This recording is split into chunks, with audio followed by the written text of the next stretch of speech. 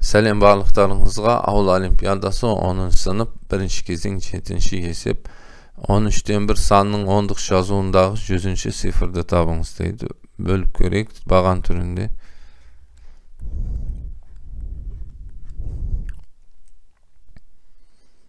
Жүзінші сифрды табыңыз. 11'дің ішінде жоқ, 10'ның ішінде de жоқ, 100'дің ішінде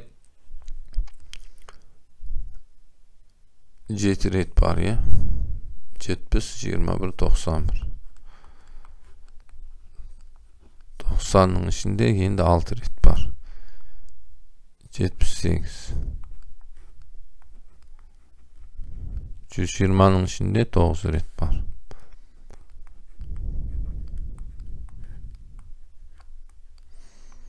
30'nın içinde 1 ret, 2 ret var. 26. 40'ın içinde 3 ret var. 39.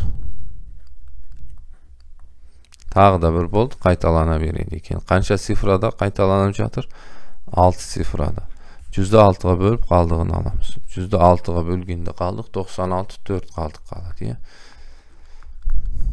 16, 4 қалдық. 4-ші сифра мына жерде қайсы? 1, 2, 3, 4, 4. 9 болады екен. Сонымен мына есеп шықты, сау болыңыздар.